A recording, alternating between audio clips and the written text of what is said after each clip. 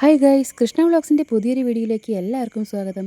ഇന്ന് ഞാനിവിടെ തയ്യാറാക്കാൻ പോകുന്നത് ഒരു മൺചട്ടി ബീഫ് റോസ്റ്റിൻ്റെ റെസിപ്പിയാണ്. അതിനാവശ്യത്തിനായി 1 കിലോ ബീഫാണ് എടുത്തേക്കുന്നത്. കഴുകി വൃത്തിയാക്കിയ ബീഫ് കുക്കറിലേക്ക് ഇട്ട് കൊടുക്കാം. ഇനി അതിലേക്ക് ഉപ്പ്, മഞ്ഞൾപ്പൊടി, മുളക് പൊടി, മല്ലിപ്പൊടി, ഗരം മസാല ഇത്രയിട്ട് നന്നായിട്ടൊന്ന് മിക്സ് ചെയ്യാം. കുറച്ച് കറി ലീവ്സ് കൂടി ഇട്ട് കൊടുക്കാം. നന്നായിട്ടൊന്ന് മിക്സ് ചെയ്ത് കൊടുക്കുന്നുണ്ട്. ഇനി നമുക്കിതിലേക്ക് എക്സ്ട്രാ വെള്ളമൊന്നും ആഡ് ചെയ്യേണ്ട. ഇങ്ങനെ തന്നെ നമുക്ക് വേവിച്ചെടുക്കാവുന്നതാണ്.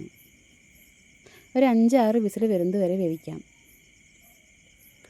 ഇനി ഇതിലേക്ക് ആവശ്യമായിട്ട് ഇഞ്ചി, പച്ചമുളക്, വെളുത്തുള്ളി ഒന്ന് ചതച്ചെടുക്കാം. അപ്പോൾ നമ്മുടെ ബീഫ് റെഡി ആയിട്ട് വന്നിട്ടുണ്ട്. അത്യാവശ്യം നല്ല രീതിയിൽ വെന്തിട്ടുണ്ട്. ഇനി നമുക്കൊരു മൺചട്ടി അടുപ്പത്ത് വെച്ച് കൊടുത്ത് ചട്ടി ചൂടായ ശേഷം അതിലേക്ക് എണ്ണ ഒഴിച്ചു കൊടുക്കാം. എണ്ണ നന്നായി ചൂടായി വന്ന ശേഷം പെരിഞ്ചീരകം ഇട്ട് പൊട്ടിച്ചെടുക്കാം. ഇനി അതിലേക്ക് സവോള, പച്ചമുളക് ഇട്ട് നന്നായിട്ടൊന്ന് വഴറ്റിയെടുക്കാം. കുറച്ച് ഉപ്പ് ആഡ് ചെയ്ത് കൊടുക്കുന്നുണ്ട്. നന്നായി ഒന്ന് വഴറ്റിയെടുക്കാം. കുറച്ച് കറി ലീവ്സ് ഇട്ട് കൊടുക്കുന്നുണ്ട്. ഇനി നമ്മൾ ചതച്ച് വെച്ച ഇഞ്ചി, പച്ചമുളക്, വെളുത്തുള്ളി ഇട്ട് കൊടുക്കാം. ഇനി ഒരു തക്കാളി ഇട്ട് കൊടുക്കുന്നുണ്ട്. ഇനി നമുക്ക് പൊടികൾ ഇട്ട് കൊടുക്കാം.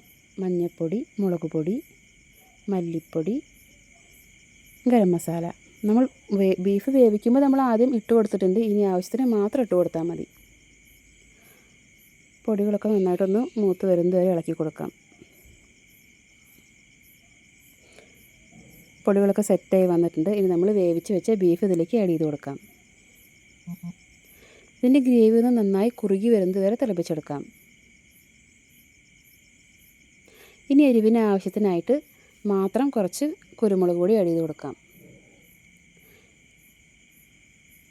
അപ്പോൾ ചാറൊക്കെ കുറുകി വന്നിട്ടുണ്ട്. അപ്പോൾ നമ്മുടെ ബീഫ് റോസ്റ്റ് റെഡി ആയിട്ടുണ്ട്. ഇഷ്ടമെങ്കിൽ ലൈക്ക് ചെയ്യുക, ഷെയർ ചെയ്യുക, കമൻറ്റ് ചെയ്യുക, സബ്സ്ക്രൈബ് ചെയ്യുക. ബൈ.